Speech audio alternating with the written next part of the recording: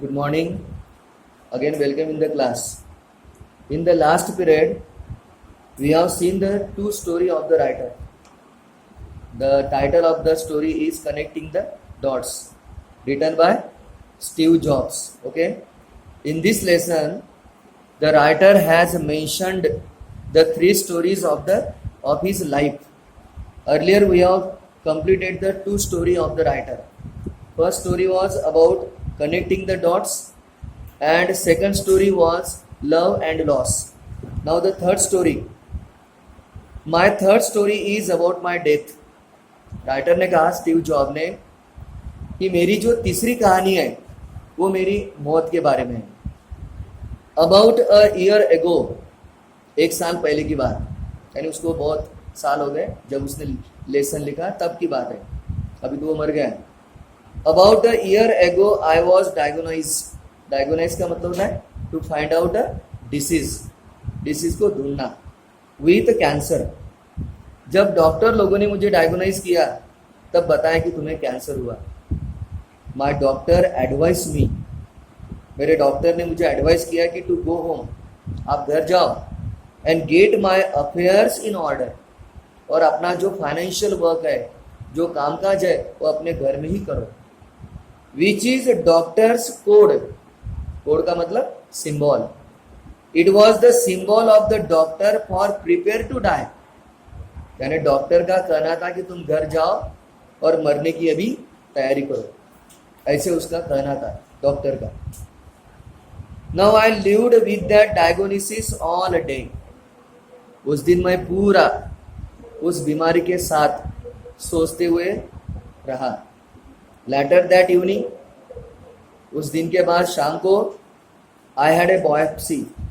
Biopsy का मतलब था हमारे अंदर जो टिश्यूज होते हैं उसको रिमूव करना, जो बेकार हो गए उसको निकाल देना, biopsy. It turn out to be a very rare form of pancreatic cancer. Doctor ने कहा कि तुम्हें पैनक्रेटिक कैंसर हुआ, यानी पेट का कैंसर हुआ. That is curable with surgery, और जो क्यूरेबल था, क्यूरेबल यानी दुरुस्त होने वाला, दुरुस्त हो सकता था विद द सर्जरी, सर्जरी करने के बाद. आई हैड द सर्जरी, उसके बाद मेरी सर्जरी की गई, and now I am very fine, और मैं आज बहुत ही अच्छा हूँ. The writer said this was the closest I have been to facing death. बहुत ही करीब था मैं अपने मौत के, but I had to face my death, and I hope it's the closest I get for a new few more decades. Decade का मतलब पीरियड ऑफ 10 years, और मैं और बहुत कुछ साल जीते रहा. Having lived through it, I can now say this to you, आज मैं आपको कह सकता हूँ, your time is very limited, हमारा समय बहुत कम होता है.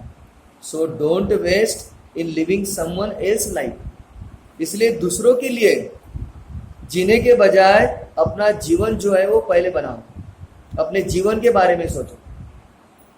Don't be trapped bye dogma, trap का मतलब जाल में फंसना, और डॉगमा का मतलब ओल्ड ट्रेडिशन, जो हमारी पुरानी परंपरा है, पुरानी ट्रेडिशन है, उसमें आप जाल में फंसो मत. ऐसी बहुत सी परंपराएं हमारे देश में, जिसके कारण हम आगे नहीं बढ़ सकते हैं. Which is living with the result of other people's thinking, ये जो पुरानी परंपराएं होती है, it depends upon the other people's thinking, लोगों का जो, बाकी लोगों का जो थिंकिंग पावर है उसके ऊपर डिपेंड रहती, वो हमारी नहीं रहती. So don't let the noise of other opinion, दूसरे लोगों का जो ओपिनियन है उसके बारे में हमने नहीं सोचना चाहिए. Drown out your own inner voice, तुम्हारे दिल की बात सुनो.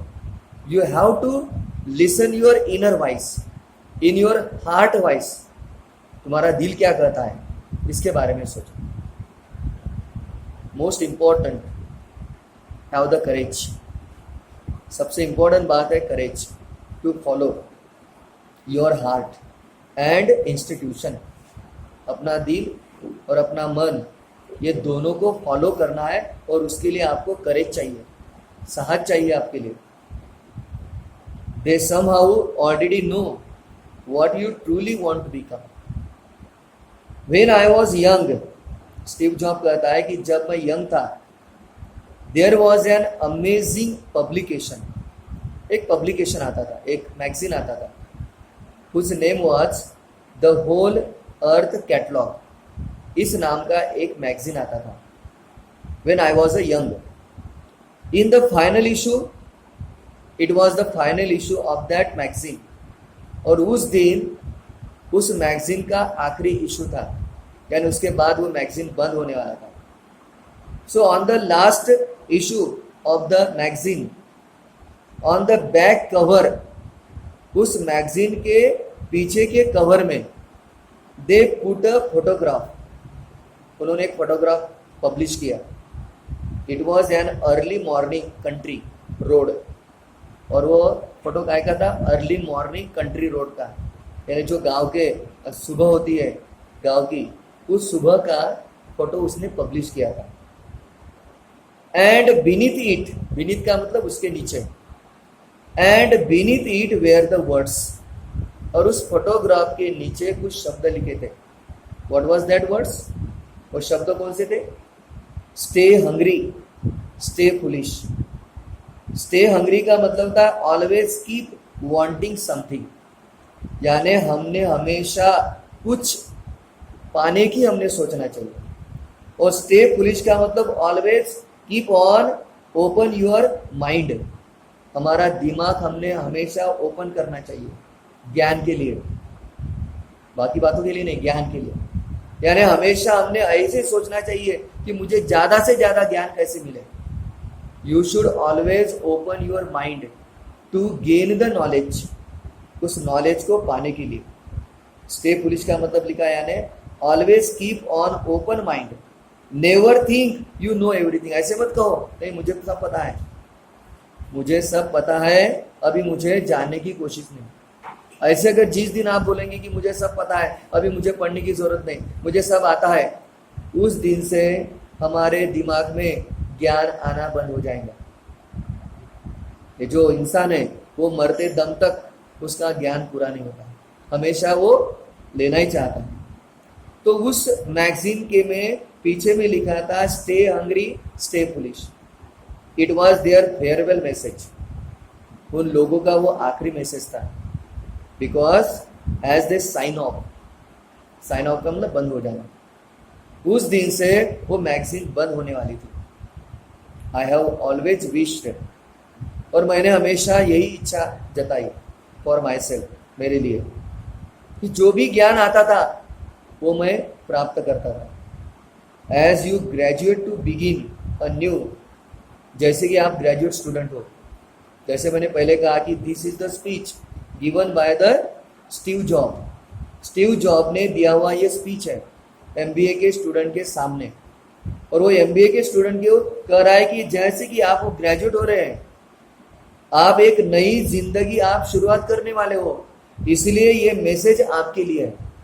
I wish that for you, this message is also for you. आपको अपनी लाइफ में क्या करना है? स्टे हंग्री स्टे फुलिश, हमेशा भूखा रहना है, खाने के लिए नहीं है, ज्ञान के लिए. हमेशा ज्ञान के लिए हमने भूखा ही रहना चाहिए. नहीं भाई मुझे बहुत कम आता है, मुझे और चाहिए और चाहिए, यही हमारी हमेशा इच्छा होना चाहिए. Okay, now here we have completed this lesson. You can solve the exercise given in the lesson. Okay, see you tomorrow.